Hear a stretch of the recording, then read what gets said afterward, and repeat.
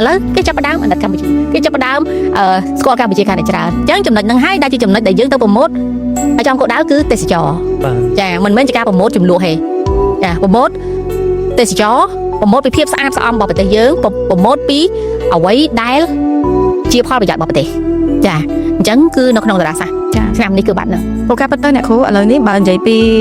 international news ព័ត៌មានអន្តរជាតិដល់ពេលយើងបើកមកដូច YouTube CNN BBC បើកមកគេច្រើនគេផ្ដោតលើកម្ពុជាហើយនៅប្រទេសជិតខាងចាអូកុំទៅអីអត់ល្អទេមិនមានសុខភាពទេចាគេស្គាល់តែគាត់យ៉ាងផ្លូវមួយមិនល្អតែទន្ទឹមនឹងហ្នឹងកម្ពុជាក៏មានសិទ្ធិនៅក្នុងការប្រម៉ូទថាយើងកន្លែងទេសចររបស់យើងសុខភាពសេចាបាទកន្លែងទេសចរយើងសុខភាព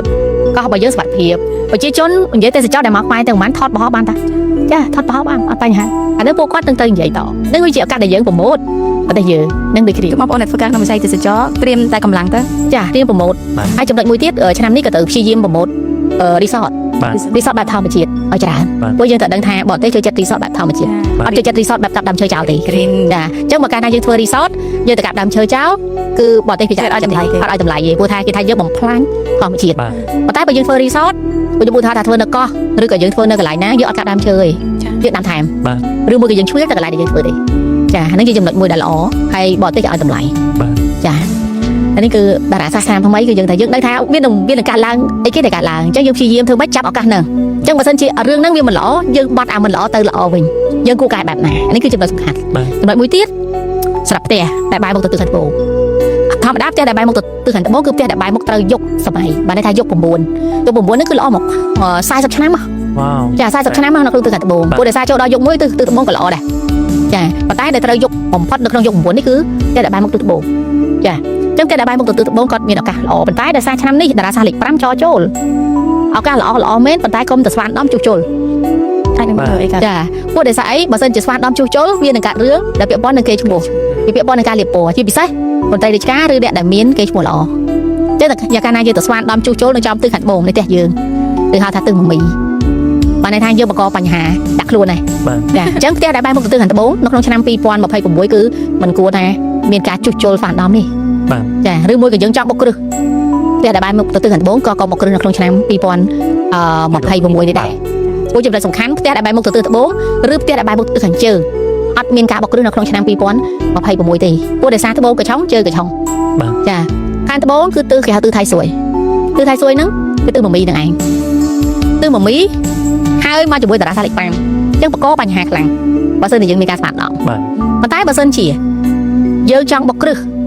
សម្រាប់ផ្ទះដែលបែរមុខទៅកើតឬទៅលិចបានចាសម្រាប់ផ្ទះដែលបែរមុខទៅទិសខាងត្បូងឬទិសខាងជើងគឺមិនគួរទេពីព្រោះតារាសាស្ត្រទី1តារាសាស្ត្រមិនល្អចាទី2គឺទិសថៃសួយគេទៅរំខានស្ដាច់បាទអានេះទៅដាច់ក្បាលអាហ្នឹងចារំខានអាហ្នឹងបានន័យថាក្នុងក្បួនគឺបាត់ហ្នឹងបើសិនជារំខានល្អមិនអីទេរំខានមិនល្អរឿងសួយបាទមួយទៀតសម្រាប់ផ្ទះដែលបែរមុខទៅទិសជើងអញ្ចឹងគឺឆុងខ្លាំងអញ្ចឹងគឺទិសជូត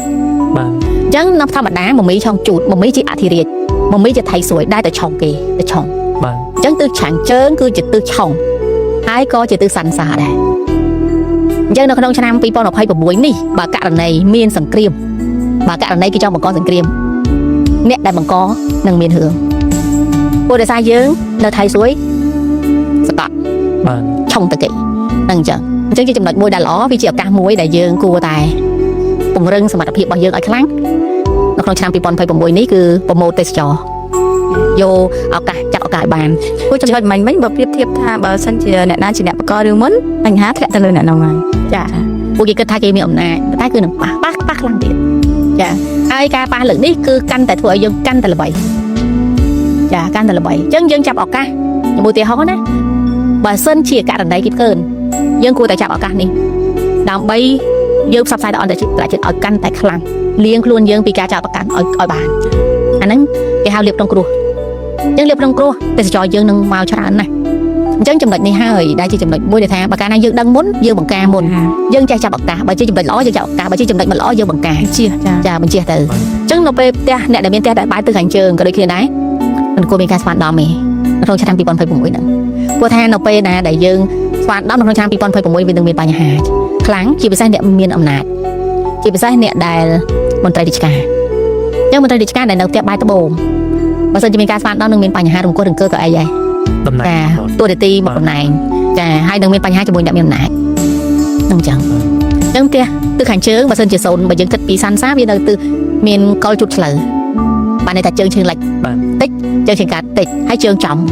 អាហ្នឹងគឺមិនគួរមានការស្មានដំជួសជុលទេ ចុះបើជាមិនផុតចាំបាច់អ្នកខ្លះបងប្អូនខ្លះគាត់ទិញផ្ទះបែរទៅទិសហ្នឹងហើយចាំបាច់ធម្មតាអ្នកគ្រូមុននឹងយើងទៅនៅផ្ទះយើងត្រូវឲ្យជាងមកមើលជួសជុលតិចតួចទៀបលបងពណ៌លបង រើសវេលាធ្វើ អាចរើសបាន ចា តែត្រូវប្រយ័ត្នឲ្យខ្លាំងដែរ ចារើសវេលាធ្វើគេមានរបៀបថាតើធ្វើពីខាងណាទៅខាងណាដើម្បីកុំឲ្យមានការខំនឹងដែរចាចំណុចនេះគឺយើងជឿជាបានប៉ុន្តែបើសិនជាករណីមិនចាំបាច់ខ្ញុំមិនគួរណាដែលប៉ះពាល់ទេនឹងចឹងព្រោះថាអតិពលអវិជ្ជមាននៃភាពអវិជ្ជមានរបស់តារាសាស្ត្ររបស់អតិពលទិសឆុងវាជាអតិពលមួយដែលយើងមើលមិនឃើញតែវាហុចផលដល់ជីវិតយើងជាក់ស្ដែងអញ្ចឹងខ្ញុំឧទាហរណ៍ថាយើងគិតថាយើងមិនជឿទេប៉ុន្តែ